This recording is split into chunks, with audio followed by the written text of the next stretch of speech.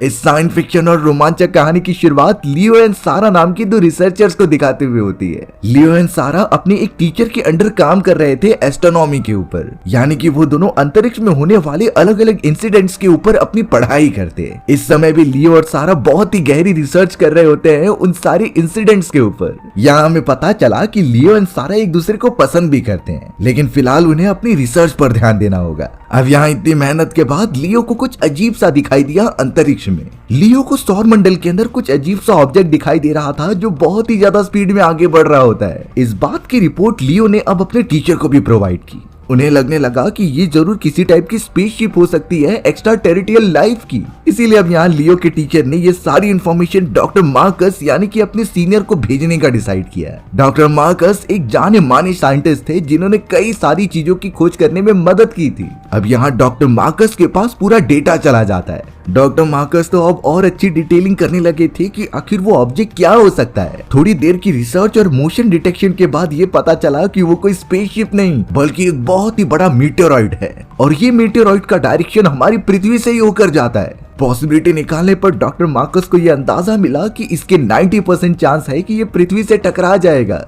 इन चीजों की वजह से डॉक्टर मार्कस अब बहुत ज्यादा डरने लगे। ये अब पूरी इंसानियत के खात्मे की बात हो सकती है, क्योंकि जब उन्होंने उस मीटेरॉइड के साइज का अनुमान लगाया तो वो उस मीटेरॉइड से भी ज्यादा होता है जिसने की पृथ्वी पर धमाका करके डायनासोर्स की जान ले ली थी। डॉक्टर मार्कस ने उस मीटेरॉइड से रिलेटेड सारे डेटा एक चिप में इंक्लूड कर लिए और उस पर लियो और अपना नाम लिख दिया। डॉक्टर मार्कस को अब किसी भी हालत में ये सारी इंफॉर्मेशन नेशनल सिक्योरिटी को जाकर बताना था। डॉक्टर मार्कस अपने कार में मौजूद होकर आगे बढ़ते ही हैं, लेकिन रास्ते में उनकी टक्कर एक ट्रक से हो गई थी। ये एक्सीडेंट इतना खतरनाक था कि उसी के अंदर डॉक्टर मार्कस की जान चली गई। शायद अब इस बारे में किसी को पता भी नहीं चलेगा कि कुछ ही सालों के अंदर वो मीटेरॉइड पृथ्वी से टकराने वाला है। अब कई सालों बाद का समय दिखाया जा रहा था जहां नेशनल सिक्योरिटी के एलन नाम के एक ऑफिसर रिजाइन कर रहे थे। उनका रीजन था कि उसकी वाइफ एली की तबीयत बहुत खराब है तो उन्हें उनकी देखरेख करनी है। लेकिन अब इस डिसीजन के बाद सभी लोग काफी चौंक गए थे, क्योंकि एलन सिक्योरिटी कमेटी को बहुत अच्छी तरीके से चलाता था और इस तरीके से उसके रिजाइन करने पर काफी कॉम्प्लेक्सिटीज आ सकती थी। अब यहाँ जेनी नाम की एक रिपोर्टर इसी बात पर पता करने के लिए एलन के घर पर चली जाती है। जेनी ने देखा कि एलन कई सारे कैन फूड्स और बहुत सारे रिसोर्सेस एक जगह पर जमा कर रहा है, जैसे कि वो कहीं शिफ्ट होने वाला है बिना किसी को बताए। जेनी तो अब सीधा एलन के पास आकर सच्चाई पूछने लगी कि वो क्यों रिजाइन कर रहा है। वो अपनी वाइफ एली के लिए बिल्कुल ये तो कर नहीं सकता। एलन को अंदाजा हो चुका था कि जेनी को उसके ऊपर शक है। जेनी के पूछने पर अब एलन ने थोड़ा अंदाजा दे दिया था कि कुछ समय के अंदर सब कुछ खत्म होने वाला है।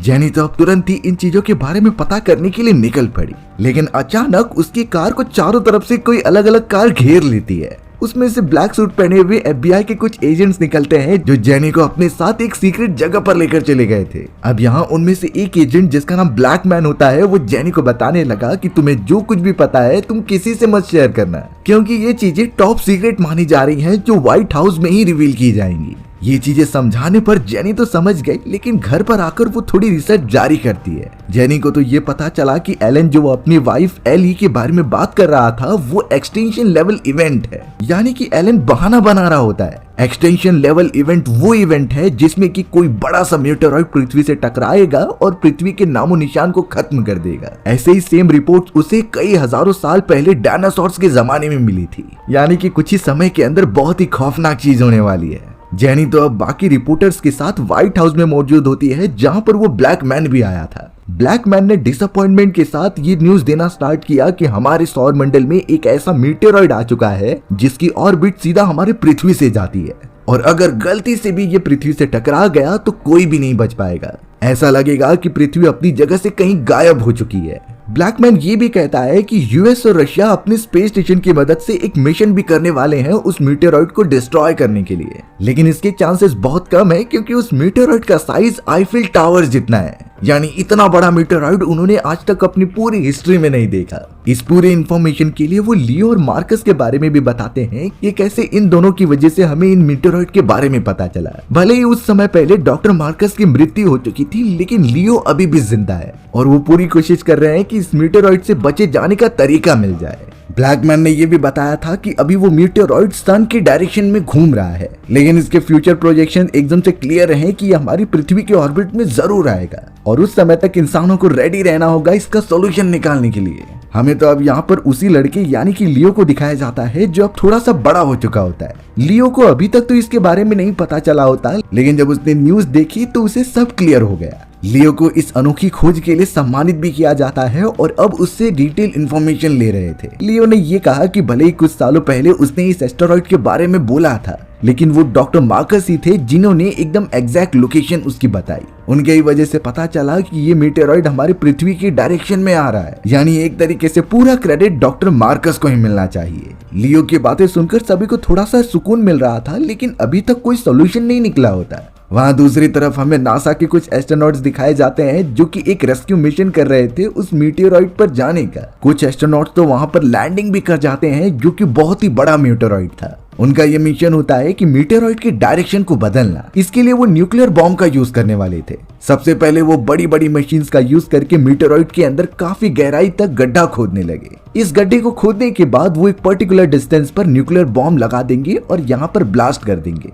उनका यही मानना था कि इतने ब्लास्ट है उसका डायरेक्शन तो डिफ्लेक्ट हो ही जाएगा। अब मीटेरॉइड के ऊपर लगातार काम करने के बाद उसके अंदर गड्ढे हो जाते हैं और एक एस्ट्रोनॉट तो वहाँ पर न्यूक्लियर बॉम्ब फिट करके भी आ गया था। लेकिन बात ये हो गई कि अब मीटेरॉइड के ऊपर मौजूद एनवायरनमेंट बदलने लगा। उनकी ड्रिलिंग मशीन भी खराब हो जाती है, यानी कि अब एस्ट्रोनॉट्स को जल्द से जल्द यहाँ से निकलना होगा। दरअसल बात ये होती है कि हर एक प्लेनेट की तरह इस मीटेरॉइड का भी अपना एक ऑर्बिट है। ये सन की रोटेशन करने के साथ साथ खुद के एक्सिस पर भी घूमता था। यही रीजन होता है कि इसके एक तरफ बहुत ही ज्यादा ठंडी तो दूसरी तरफ सूर्य की बहुत ज्यादा रोशनी होती है, और थोड़ी देर के अंदर एस्ट्रोनॉट जहां मौजूद थे वहां पर सूर्य की रोशनी वाला पार्ट आने वाला था। इस गर्मी में अगर कोई भी एस्ट्रोनॉट सामने सूर्य की रोशनी पर गया तो उसकी पूरी बॉडी जलकर राख हो जाएगी। प्लस प्रॉब्लम ये होती है कि मीटेरॉइड के ऊपर कई सारी अननोन गैसेस थी। इन गैसेस के ऊपर सूर्य की रोशनी पड़ेगी तो यहाँ बहुत बड़े बड़े धमाके हो जाएंगे। इन्हीं चीजों से बचने के लिए अब सारे एस्ट्रोनॉट्स एक एक करके अपनी स्पेसशिप की तरफ जाने लगते हैं। बट अफसोस शायद काफी देर हो चुकी थी। सूर्य की रोशनी वाला पार्ट अब उनकी तरफ आने लगा, जिससे कि अब बहुत सारी गैसेस की वजह से वहां ब्लास्ट हो जाता है। एक एस्ट्रोनॉट तो सूर्य की रोशनी के सामने ही आ गया और उसकी पूरी बॉडी जलकर राख हो गई। बाकी अपने स्पेसशिप की तरफ बढ़ते हैं, लेकिन माइनिंग फटने के कारण एक एस्ट्रोनॉट ऊपर अंतरिक्ष में चला जाता है। उसे अब बिल्कुल भी बचाया नहीं जा सकता क्योंकि उनके पास पहले ही रिसोर्सेज कम थे। उनके स्पेसशिप को कंट्रोल करने वाले पायलट्स बचे हुए एस्ट्रोनॉट्स को स्पेसशिप के अंदर लेते हैं और सीधा एस्टेरॉइड से दूर जाने की तरफ निकल पड़ते हैं। बाकी सारे मारे गए एस्ट्रोनॉट्स के बारे में वो कुछ भी नहीं कर सकते। अब थोड़ी देर के अंदर वो न्यूक्लियर बॉम्ब ब्लास्ट कर दिया जाता है। उस ब्लास्ट के कारण चारों तरफ ऐसी वाइब्रेशन निकली कि उनकी स्पेसशिप भी डैमेज हो गई। अब इस पूरे ब्लास्ट में वो जो चाहते थे वो तो बिल्कुल नहीं हो पाया, क्योंकि अब उस एस्टेरॉइड के दो टुकड़े हो चुके थे। एक टुकड़ा उससे छोटा होता है तो दूसरा वाला बड़ा सा, और दोनों के डायरेक्शन में कोई चेंजेस नहीं हुआ होता है। वो सीधा अभी भी पृथ्वी के डायरेक्शन में ही मुड़ रहे थे। यानी उनका ये मिशन बहुत ही अच्छे से अनसक्सेसफुल हो चुका है। नासा के इस नाकामयाब होने वाले मिशन को देखकर राष्ट्रपति और सभी लोग बहुत ज्यादा निराश थे, क्योंकि यही उनके पास एक सॉल्यूशन था जो कि अब बिल्कुल काम का नहीं। शायद उन्हें अपने फेट एक्सेप्ट कर लेनी चाहिए कि सारी ह्यूमैनिटी थोड़े समय बाद खत्म हो जाएगी। ब्लैकमैन अंदाजे से यही कहने लगता है कि जो छोटा टुकड़ा है वो सीधा समुद्र में जाकर गिरेगा। मीटेरॉइड के उस छोटे से टुकड़े की वजह से सुनामी आ जाएगी और कई किलोमीटर तक पानी पूरा भर जाएगा। ये इतने बड़े पैमाने पर था कि वो कुछ कंट्रोल नहीं कर सकते। और सबसे बड़ा प्रॉब्लम था वो बड़ा सा टुकड़ा जो कि लैंड की तरफ बढ़ रहा था। अगर वो इतनी तेजी से लैंड से टकराया तो अर्थ के बीच में छेद हो जाएगा और वो डिस्ट्रॉय होने से पीछे नहीं हट सकती। लेकिन ब्लैकमैन और उसके सारे पॉलिटिकल लीडर्स जब से इसके बारे में पता चला है वो इसकी प्रिपरेशन कर रहे हैं। उनके हिसाब से वो 10 लाख लोगों को बचा सकते हैं। उन सभी लोगों ने बहुत पहले से ही बंकर्स बनाना स्टार्ट कर दिए थे, जिसमें 2 या 3 साल तक आराम से रहा जा सकता है। इन पूरे बंकर्स की मदद से 10 लाख लोगों को वो बचा सकते हैं, जिनमें से 2 लाख लोगों को उन्होंने ऑलरेडी चुन लिया है। इसके अंदर डॉक्टर्स, मिलिट्री ऑफिसर्स और सारे पॉलिटिशियंस होंगे, और वहीं बाकी 8 लाख लोगों को लॉटरी सिस्टम से चुना जाएगा। उनके साफ उसूल थे कि बंकर्स में सिर्फ वही लोग आएंगे जो ज्यादा एजेड ना हो, क्योंकि जो बहुत ज्यादा एजेड होंगे उन्होंने अपनी आधी से ज्यादा लाइफ गुजार ली है। सभी का यही मानना था कि इससे एटलीस्ट कुछ लोग तो बच जाएंगे इस पूरे प्रोसेस से। हर तरफ कर्फ्यू लगा दिया जाता है ताकि ज्यादा भगदड़ ना हो। मिलिट्री ऑफिसर्स तैनात होते हैं हर लोगों की मदद करने के लिए, लेकिन किसी को ये श्योरिटी नहीं कि मीटेरॉइड जब टकराएगा तो ये बंकर्स भी बचेंगे कि नहीं। अब यहाँ लियो की भी फैमिली को बताया गया कि उन्हें अंडरग्राउंड टनल्स में जाने के लिए चुन लिया गया है। ये सिर्फ इसीलिए क्योंकि लियो ही वो इंसान था जिसने सबसे पहले उस मीटेरॉइड के बारे में बताया था। एक तरीके से गवर्नमेंट लियो की फैमिली को गिफ्ट देना चाहती थी, लेकिन बात ये होती है कि सैरा की फैमिली को बंकर्स में जाने के लिए नहीं चुना गया होता। लियो इस बात से बहुत ज्यादा नाराज हो गया क्योंकि वो सैरा से अलग नहीं होना चाहता है। लियो इस बात से थोड़ा सा नाराज हो गया क्योंकि वो सैरा से प्यार करता है, वो इस तरीके से उससे अलग नहीं होना चाहता। इसीलिए अब लियो सैरा के पास जाकर कहता है कि वो दोनों शादी कर लेते हैं। अगर ऐसा होगा तो सैरा उसकी फैमिली मेंबर बन जाएगी और वो भी उनके साथ बंकर में जा सकती है। लेकिन सैरा बोल रही थी कि वो अपने पेरेंट्स के बिना नहीं जाएगी, उसे किसी भी हालत में अपने पेरेंट्स के साथ रहना है। तो इसीलिए लियो सैरा को भरोसा दिलाता है कि वो उसकी फैमिली के बारे में भी बात करेगा कि इन्हें भी बंकर के अंदर ले लिया जाए। सैरा इस बात के लिए जैसे ही मानी तो लियो और सैरा ने मिलकर शादी कर ली। अब मीटेरॉइड का पृथ्वी पर गिरने के लिए बहुत ही कम समय बचा हुआ था। सारे मिलिट्री फोर्सेस उन लोगों को जमा करने लगे जिन्हें चुना गया है बंकर में जाने के लिए। लियो और उसकी फैमिली को तो लिया जाता है और सैरा को भी उनके साथ इंक्लूड किया गया था, लेकिन सैरा की फैमिली का नाम उसमें नहीं होता, यानी वो सैरा की फैमिली को नहीं लेकर जाएंगी। सैरा तो ये चीजें बिल्कुल एक्सेप्ट नहीं कर सकती थी और वो लियो के साथ जाने से मना कर देती है। उसे अपनी फैमिली के साथ रहना था। समय बहुत कम होता है, इसीलिए सोल्जर्स लियो की फैमिली को लेकर जाने लगी और इस मोमेंट के बाद लियो और सैरा अलग हो जाते हैं। भले ही वो दोनों साथ में रहना चाहते थे, लेकिन डेस्टिनी ऐसी बन चुकी थी कि उन्हें अलग होना पड़ेगा। अब लियो और बाकी सारे सेलेक्टेड लोगों को उन बंकर्स के पास लेकर आया गया जहां पर उन्हें 2 साल बिताने होंगे। यहाँ सारे रिसोर्सेस मौजूद हैं और उन्हें किसी भी हालत में इससे बाहर नहीं निकलना है। लेकिन लियो इस तरीके से सैरा को मरने के लिए नहीं छोड़ सकता था, इसीलिए अपने पेरेंट्स को वो वहीं पर छोड़कर निकल जाता है सैरा को बचाने के लिए और वो उसे लेकर ही आएगा। यहाँ पर हमें वो ब्लैक मैन दिखाया गया है जो अपने साथियों से कहता है कि अब कुछ ही घंटों के अंदर वो छोटा टुकड़ा समुद्र में टकराएगा। इससे इतनी बड़ी लहरें उठेंगी कि चारों तरफ की सिटीज पानी में धंस जाएंगी। सिर्फ उन्हीं लोगों की जिंदा बचने के चांसेस ज्यादा हैं जो कि बंकर में मौजूद हैं। बाकी सभी लोगों का खात्मा होना निश्चित है और अब वो बड़ा सा टुकड़ा तो न्यूयॉर्क सिटी में टकराने के चांसेस ज्यादा हैं। इतने भारी भरकम टकराव के बाद तो धूल मिट्टी चारों तरफ फैल जाएगी और इन्वायरमेंट बेकार हो जाएगा। अनुमान लगाया जा रहा था कि अर्थ का एक छोटा सा हिस्सा तो बचा रहना चाहिए, नहीं तो बंकर में भी मौजूद जितने भी लोग थे वो सब भी मारे जाएंगे। सिर्फ वो लोग ही अपने आप को सेफ फील कर रहे होते हैं जो बंकर में थे और वो सभी उस तरफ बढ़ने लगे। अब हमें अंतरिक्ष में वही स्पेसक्राफ्ट दिखाया जाता है जिन्होंने न्यूक्लियर बॉम्ब ब्लास्ट करके मीटेरॉइड के 2 टुकड़े कर दिए थे। अब उन एस्ट्रोनॉट्स को तो ये बात पता थी कि मीटेरॉइड का बड़ा टुकड़ा पृथ्वी पर टकराएगा तो कोई नहीं बच पाएगा। या तो वो पृथ्वी पर लैंड होकर सभी के मरने का इंतजार करे या फिर वो उस मीटेरॉइड के पास जाकर बचे हुए न्यूक्लियर बॉम्ब वहां ब्लास्ट करने का ट्राई करे। उनके पास टोटल 5 न्यूक्लियर बॉम्ब्स मौजूद होते हैं। अगर वो मल्टीपल ब्लास्ट मीटेरॉइड के ऊपर करेंगे तो उसके छोटे छोटे टुकड़े बन जाएंगे। इन टुकड़ों से पृथ्वी पर ज्यादा इफेक्ट नहीं होगा और वो पूरी तरीके से डिस्ट्रॉय नहीं होगी।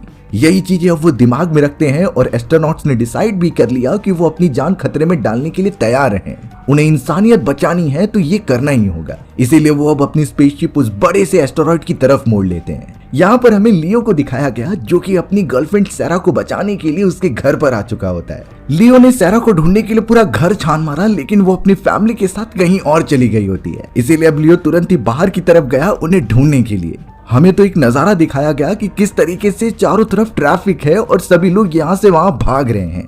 ये तबाही होने से पहले की निशानी थी जो इतनी ज्यादा खतरनाक लग रही होती है। लियो ने उस पूरे ट्रैफिक के अंदर काफी ज्यादा ढूंढा और आखिरकार उसे सैरा की फैमिली मिल ही गई। अब इस पॉइंट पर जाकर सैरा की फैमिली समझ गई होती है कि उनकी बेटी के बचना ज्यादा इंपॉर्टेंट है, तो इसीलिए उन्होंने लियो को परमिशन दे दी कि वो सैरा को लेकर जा सकता है। सैरा तो अपने छोटे भाई को भी अपने साथ ले लेती है ताकि वो उसकी जान बचा कर रखे। यानी सैरा के मॉम एंड डैड इसमें अपनी कुर्बानी देने वाले थे। लियो सैरा और उसके भाई को लेकर निकल पड़ा होता है किसी ऊंचाई वाली जगह पर जहाँ वो सुरक्षित रहेंगे। हमें तो अब जेनी दिखाई जाती है जिसे लेने के लिए हेलीकॉप्टर्स आए थे, यानी उसे बंकर में लेके जाया जा रहा था, लेकिन जेनी ने जाने से मना कर दिया और वो अपनी जगह पर अपनी जरूरतमंद एक दोस्त को भेज देती है। जेनी अब यहाँ अपने फादर के पास आ गई थी जो उनसे बहुत ज्यादा नाराज होती है और आज जाकर वो उनसे मिल रही थी। जेनी के फादर नदी के किनारे खड़े हुए थे और अपने अंत का इंतजार करते हैं। इस लास्ट मोमेंट पर तो उन दोनों के बीच की सारी दूरियां खत्म हो गई थी और वो एक दूसरे के गले लगते हैं।